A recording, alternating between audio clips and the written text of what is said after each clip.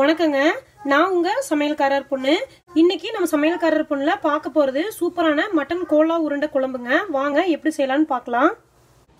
குழம்பு பண்றதுக்கு முதல்ல நம்ம மட்டனை வேக வச்சிடலாங்க. இதுக்கு நான் 250 கிராம் மட்டன் எடுத்து வச்சிருக்கிறேன். நீங்க கடையில கொத்துக்கறின்னு சொல்லி கொத்தி வாங்கிக்கோங்க.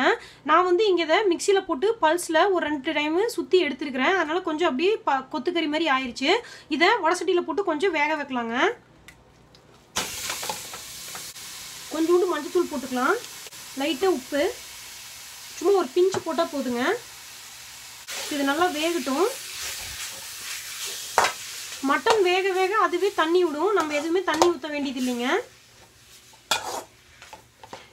இதுலேயே நம்ம மட்டனை வேக வச்சுட்டோங்கன்னா எண்ணெயில் போட்டு எடுக்கும்போது சீக்கிரமாக வெந்துடும். ரொம்ப நேரம் நம்ம எண்ணெயில் போட்டு வேக வைக்க வேண்டியதில்லை கோலா உருண்டையை. இப்போ பார்த்தீங்கன்னா மட்டன் வேக வேக தண்ணி விட்டுட்டே இருக்குது. இப்போ பாதி அளவுக்கு மட்டன் வெந்துருச்சு. இந்த தண்ணியெல்லாம் கொஞ்சம் சுண்டுட்டுங்க. அதுக்கப்புறம் நம்ம அடுப்பை ஆஃப் பண்ணிக்கலாம். இப்போது தண்ணியெல்லாம் நல்லா சுண்டிருச்சுங்க. லைட்டாக அடிப்பிடிக்க ஆரம்பிச்சிருச்சு. மட்டனும் நல்லா வெந்துருச்சுங்க. அடுப்பை ஆஃப் பண்ணிடுறேன். இது கொஞ்சம் ஆறணுங்க. அதுக்கப்புறம் நம்ம இதை அரைச்சிக்கலாம். இப்போ இந்த மட்டனு ஆறுறதுக்குள்ளேங்க நம்ம குழம்புக்கு வேண்டியதுங்க தாளித்து அரைச்சிக்கலாம். கொஞ்சம் எண்ணெய் விட்டுறேங்க. இந்த எண்ணெய் சூடாயிருச்சு. இதில் 3 கிராம்பு, 1 இன்ச்சுக்கு பட்டை, ஒரு 1/4 டீஸ்பூனுக்கு சோம்பு போடுறேங்க. கொஞ்சோண்டு கடுகு போடுறேன். 2 வரமிளகாய் போடுறேங்க. 4 பல்லுக்கு பூண்டு. இந்த அளவுக்கு தோல் சீவுன இஞ்சிங்க. இதை ஒரு 2-3 கட் பண்ணி போட்டுறேன்.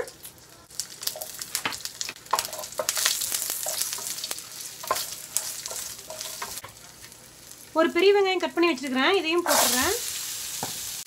இதுக்கு சின்ன வெங்காயம் போட்டால் ரொம்ப சூப்பராக இருக்குங்க. இந்த மாதிரி சைஸில் சின்ன வெங்காயம் இருந்துச்சுன்னா ஒரு 20-25 போடலாம். 2ஆக கட் பண்ணி போட்டிங்கன்னா கரெக்டாக இருக்கும். இந்த வெங்காயம் கொஞ்சம் நல்லா வேகட்டுங்க. இப்போ வெங்காயம் நல்லா வணங்கிடுச்சுங்க. இதில் ஒரு 2-3 கருவேப்பிலை பிச்சு போட்டுடலாம். 2 மீடியம் சைஸ் தக்காளி கட் பண்ணி வச்சுருக்கிறேன். இதையும் போட்டுறேன். ஒரு 1/4 டீஸ்பூனுக்கு மஞ்சத்தூள், 1/2 டீஸ்பூனுக்கு உப்பு. இந்த தக்காளி நல்லா வணங்கணுங்க. இது நல்லா வெந்துருச்சுங்க. இதில் 1 டேபிள் ஸ்பூனுக்கு மல்லித்தூள் போடுறேன். குழம்பு அதிகமாக வேணும்னா இன்னொரு டேபிள் ஸ்பூனுக்கு கூட மல்லித்தூள் போட்டுக்கலாம். 1 டேபிள் ஸ்பூனுக்கு மட்டன் மசாலா தூள் போடுறேங்க. இது நார்மலாக நான் கடையில் வாங்கினது தான். ஒரு அரை மூடிக்கு தேங்காய் திருவுணது எடுத்து வச்சுருக்குறேங்க. இதையும் போட்டுக்கலாம். கொஞ்சோண்டு கொத்தமல்லி தழை. இது எல்லாத்தையும் நல்லா மிக்ஸ் பண்ணி விட்டுடலாம். அடுப்பு கம்மியாகவே இருக்கணும். வெசையாக வச்சுருந்தீங்கன்னா காந்தல் அடிக்க ஆரம்பிச்சிடும். அப்புறம் இரும்பல் வரும். இப்போ மசாலா ரெடி ஆயிடுச்சுங்க. அடுப்பை ஆஃப் பண்ணிடலாம்.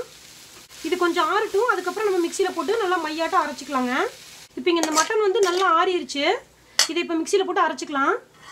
கோலா உருண்டைக்கு அரைச்சி எடுத்துக்கலாங்க. அதுக்கு நான் ஒரு மிக்சி ஜாரில் இந்த அளவுக்கு பட்டை போடுறேன்.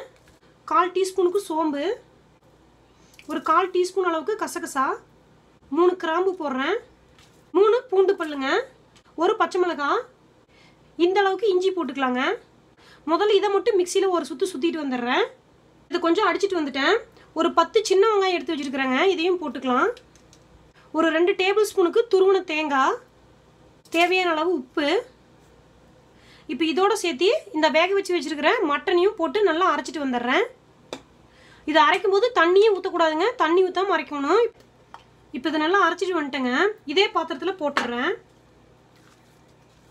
இதில் ஒரு 4 டேபிள் ஸ்பூனுக்கு பொட்டுக்கல்லை எடுத்து வச்சுருக்குறேங்க. இதை மிக்சியில் கொஞ்சம் மாவாட்ட பண்ணிட்டு வந்துடுறேன். இதில் போட்டு பிணைஞ்சு உருண்டை பிடிக்கிறதுக்கு அப்போ தான் வசதியாக இருக்கும். இதில் ஒரு பச்சை மிளகாய் நல்லா பொடியை நறுக்கி வச்சுருக்குறேங்க. இதை போட்டுடுறேன். பெரிய வெங்காயம் ஒரு 1/4 வெங்காயத்தை நல்லா பொடியை நறுக்கணும். கொஞ்சம் பெருசாக நறுக்கிட்டிங்கன்னா உருண்டை பிடிக்கும் போது தனியாக பிரிஞ்சு வந்துடும். அதனால் இந்த வெங்காயத்தையும் உள்ளே போட்டுடுறேன். கொஞ்சோண்டு கொத்தமல்லி தழை. இப்போ இந்த பொட்டுக்கல்லை அரைச்சது மாவு இருக்குதுங்க. இதில் 2 டேபிள் ஸ்பூனுக்கு மட்டும் முதல்ல போட்டுக்கலாம். இப்படி பிணையும் போது உப்பு காரம் கரெக்டாக இருக்குன்னு பார்த்துக்கணும். காரம் பதிலினா கொஞ்சோண்டு மிளகாய் தூள் போட்டுக்கலாங்க. வெறும் மட்டன் கோலா உருண்டையே நீங்கள் சாப்பிடணும்னா இதில் கொஞ்சோண்டு கரம் மசாலா தூள் கூட போட்டுக்கலாம். இது நான் இன்னைக்கு குழம்புக்குள்ளே போட்டு செய்கிறதுனால கரம் மசாலா தூள் போடல. இன்னொரு டேபிள் ஸ்பூனுக்கு கூட கடலை மாவு போட்டுடலாம். இது போட்டால் தான் நமக்கு நல்லா பைண்டிங் கிடைக்குங்க. நல்லா உருண்டை பிடிச்சி எண்ணெயில் போடும்போது பிரிஞ்சு வராமல் இருக்கும். நிறையா மாவு போட்டோம்னா வெறும் கடலை மாவு மாதிரி தான் இருக்கும். மட்டனோட வாசமே இருக்காது. டேஸ்ட்டு போயிடும். அதனால் தண்ணி ஊற்றாம அரைச்சிங்கன்னா கொஞ்சம் கெட்டியாக இருக்கும். அதனால் கொஞ்சமாக கடலை மாவு போட்டு உருண்டை பிடிச்சிக்கலாம். இப்போ தான் உருண்டை பிடிச்சிக்கலாங்க.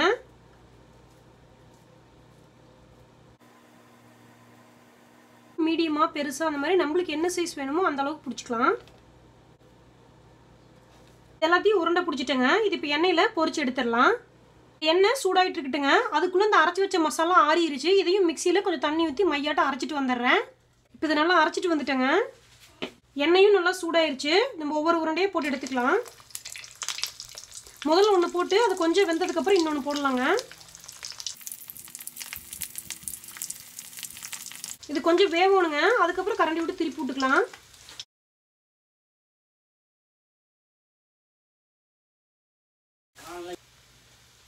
இது நல்லா வெந்துருச்சுங்க. எடுத்துடலாம்.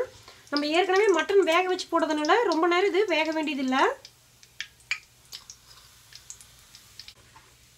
அடுத்த செட்டு போட்டுக்கலாங்க. இப்போ உருண்டையெல்லாம் எண்ணெயில் போட்டு எடுத்துட்டேங்க. சப்போஸ் உருண்டை வந்து உங்களுக்கு எண்ணெயில் போட்டோன்னே பிரிஞ்சு வந்துச்சுன்னா ஒன்றும் பயப்பட வேண்டியது இல்லைங்க. கொஞ்சோண்டு அரிசி மாவு போட்டு நல்லா பிணைஞ்சிட்டு கையில் நல்லா அமுத்தி உருண்டை பிடிச்சி எண்ணெயில் போட்டிங்கன்னா உங்களுக்கு பிரியாத வரும். இப்போ குழம்ப தாளிச்சு விட்றலாம்.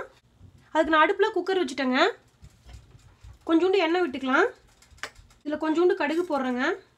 குழம்பு சீக்கிரமாக செய்யணுங்கிறதுக்காக அரைச்சி வச்சுக்கிற சாந்தை குக்கரில் போட்டு 2 விசில் ஃபஸ்ட்டு விட்டு எடுத்துட்டுங்க. அதுக்கப்புறம் நான் எண்ணெயில் பொரிச்சு வச்சுக்கிற கோலா உருண்டை இதுக்குள்ளே போட்டு ஒரு கொதி விட்டு அடுப்பை ஆஃப் பண்ண போகிறேன்.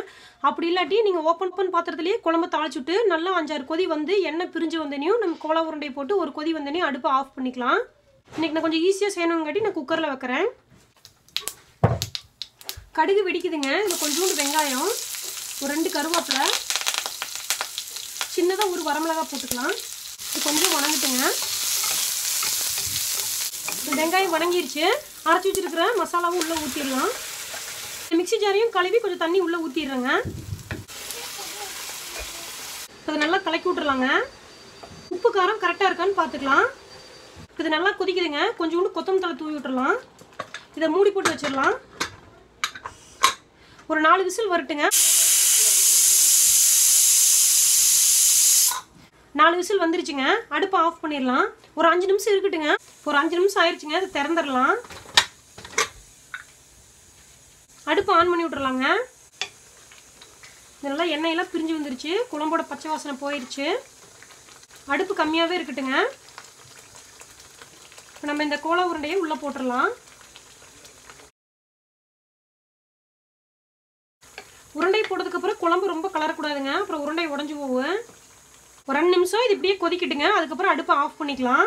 குழம்பை குக்கரில் வச்சு விசில் விடும் போதுங்க ஆட்டோட எலும்பு இருந்துச்சுன்னா அதையும் போட்டு விசில் விட்டிங்கன்னா குழம்பு நல்லா டேஸ்ட்டாக இருக்கும். இது 2 நிமிஷம் நல்லா குழம்பு கொதிச்சிருச்சுங்க. கொஞ்சோண்டு கொத்தமல்லி தழை தூவிட்டு அடுப்பை ஆஃப் பண்ணிடலாம். இவ்வளோதாங்க சுவையான மட்டன் கோலா உருண்டை குழம்பு ரெடி ஆயிருச்சு. கண்டிப்பாக இதை நீங்கள் ட்ரை பண்ணி பாருங்க. எப்படி இருந்துச்சுன்னு உங்கள் கமெண்ட்ஸ் எனக்கு சொல்லுங்க. இந்த வீடியோ உங்களுக்கு பிடிச்சிருந்தா சமையல்காரர் பொண்ணுக்கு சப்ஸ்கிரைப் பண்ணுங்க. நான் இன்னொரு சூப்பரான வீடியோவோட உங்களை சந்திக்கிறேன். தேங்க்யூங்க.